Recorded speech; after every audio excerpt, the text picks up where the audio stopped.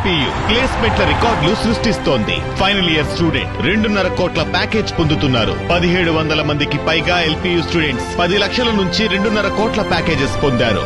విద్యా విప్లవం ప్రారంభమైంది లవ్లీ ప్రొఫెషనల్ యూనివర్సిటీలో. ఏపీలో రెడ్ బుక్ రాజ్యాంగంతో కూటమి ప్రభుత్వం రెచ్చిపోతోంది.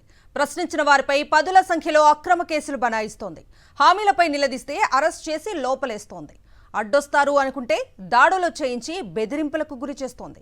అధికార దుర్వినియోగం, అక్రమ అరెస్టుల పర్వంతో ఏడాది కాలం గడిపేసింది కూటమి ప్రభుత్వం. ఈ నేపథ్యంలోనే కూటమి ప్రభుత్వ ఏడాది పాలనపై వైఎస్ఆర్సీపీ బుక్ రిలీజ్ చేసింది. జగన్ అంటే నమ్మకం, చంద్రబాబు అంటే మోసం పేరుతో వైఎస్ఆర్సీపీ విడుదల చేసిన ఈ బుక్ ఇప్పుడు రాష్ట్ర వ్యాప్తంగా చర్చనీయాంశంగా మారింది. ఏపీలో ఏడాది కాలంగా ఏం నడుస్తోందని ఎవ్వరిని అడిగినా రెడ్ బుక్ రాజ్యాంగం నడుస్తోందని టక్కున చెప్పేస్తున్నారు. భస్మాసురుడికి వరం దక్కినట్లు చంద్రబాబు చేతికి అధికారం రాగానే రాష్ట్ర ప్రజల నెత్తిన చేయి పెడుతూ ఇచ్చిన హామీలను తుంగలోకి తొక్కుతూ పోతున్నారు.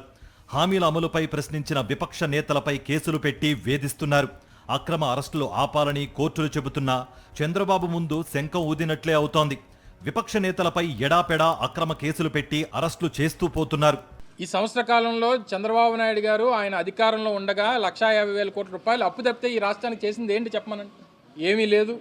ఆ రోజు ఇదే జగన్మోహన్ రెడ్డి గారు 15,000 రూపాయలు అమ్మఒడికి ఇస్తే ఒక 1,000 రూపాయలు స్కూల్ మెయింటెనెన్స్ ఫండ్ కోసం అని చెప్పి దాన్ని కేటాయిస్తే జగన్మోహన్ రెడ్డి గారు సైకో, జగన్మోహన్ రెడ్డి గారు ట్యాక్స్ జే ట్యాక్స్ వసూలు చేస్తున్నారు. మరి ఇప్పుడు ఈ 2,000 ఎవరి చేతుల్లోకి వెళ్ళాయి? ఎవరి జేబులోకి వెళ్ళాయి? చంద్రబాబు నాయుడు గారు, లోకేష్, మిగిలినటువంటి మీ ఫ్రెండ్స్ జేబుల్లోకి వెళ్ళాయా? ఎవరి ట్యాక్స్ కింద దీన్ని కట్ చేసుకున్నారు చెప్పాలి ప్రజలకి. సో ఇవన్నిటికీ కూడా అనేక అంశాలు, ఇక్కడి నుంచి మీరు చేస్తున్నటువంటి అక్రమ దందాలేంటో ఇవన్నీ కూడా ప్రజల ముందు పెట్టేటువంటి కార్యక్రమం చేస్తాం. సూపర్ 6 అంటూ ఎన్నికల ముందు చంద్రబాబు చేసిన హడావిడి అంతా ఇంతా కాదు. విద్యార్థులు, ఆడబిడ్డలు, నిరుద్యోగులు ఇలా ఒకటా రెండా అన్ని వర్గాలకు ఎడాపెడా హామీలు గుప్పించాడు. మీరు ఓట్లేయండి చాలు, మొత్తం నేనే చూసుకుంటా అంటూ ప్రగల్భాలు పలికారు. వైఎస్ జగన్ ఇచ్చే పథకాలను ఒక్కటి కూడా తీసేయకుండా అంతకు మించిన సంక్షేమం అందిస్తామంటూ ఊరూరా ప్రచారం చేశారు చంద్రబాబు. కట్ చేస్తే అధికారంలోకి వచ్చి ఏడాది గడుస్తున్నా సూపర్ 6ను పూర్తి స్థాయిలో అమలు చేయకపోగా ఇకపై ఎవరైనా సూపర్ 6 అంటే వాళ్ల అంతు చూస్తామని చెప్పకనే చెబుతున్నారు.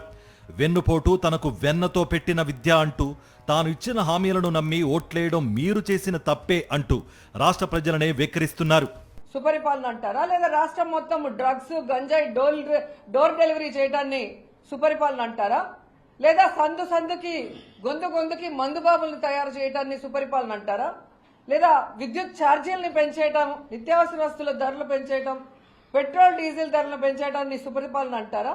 దేన్ని సుపరిపాలన అంటారో వాళ్ళు ఒక్కసారి చెప్పాలి. అసలు CBNలోనే అన్నీ ఉన్నాయి. సి అంటే చీటింగ్, బి అంటే బాధుడే బాధుడు, ఎన్ అంటే నేరాలు. ఏడాదిగా చంద్రబాబు ప్రజలకు చేసిన దగ, వైఫల్యాలు, మోసాలపై వెన్నుపోటు పుస్తకాన్ని వైఎస్ఆర్సీపీ నేతలు ఆవిష్కరించారు. ఏడాది కాలంలో 1,50,000 కోట్లు అప్పు చేసిన చంద్రబాబు ప్రజలకు ఇచ్చిన హామీలను నెరవేర్చలేదని మండిపడ్డారు. వైఎస్ జగన్ చెప్పిన హామీలతో పాటు చెప్పని హామీలను కూడా అమలు చేశారని గుర్తు చేశారు. జగన్ను ఒంటరిగా ఎదుర్కొనే దమ్ము చంద్రబాబుకు లేదని, అందుకే పవన్, బీజేపీని కలుపుకుని గెలిచాడని వైఎస్ఆర్సీపీ నేతలు ఎద్దేవా చేశారు. జగన్కు 40% ఓట్లు ఉన్నాయని గుర్తు చేశారు. వచ్చే ఎన్నికల్లో వైఎస్ఆర్సీపీ విజయం ఖాయమని అన్నారు. లోకేష్ నాయకుడిగా ఎదగలేడని, ఆయన నాయకత్వం ముందుకు సాగదని తెలిపారు.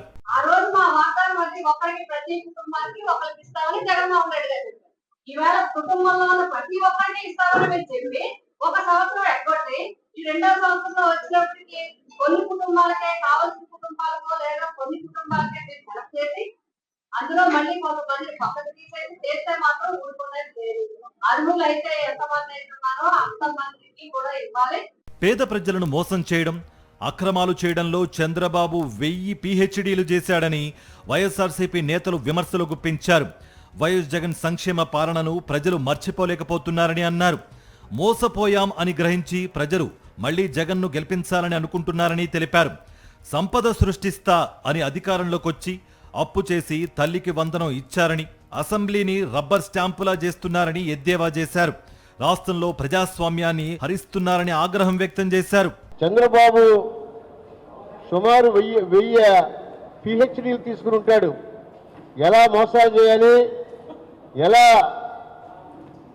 ప్రభుత్వ సొమ్ముని దోచుకోవాలి, పేద ప్రజలను ఏ రకంగా మోసం చేయాలి, ఈ విషయాల మీద వందల వేల పిహెచ్డీలు చేసినటువంటి మనిషి శ్రీ చంద్రబాబు గారు. జగన్ అంటే నమ్మకం, చంద్రబాబు అంటే మోసం అనే నినాదంతో ప్రజల్లోకి వెళుతోంది వైఎస్ఆర్సీపీ. చంద్రబాబు మోసాలను ప్రజలకు వివరిస్తోంది.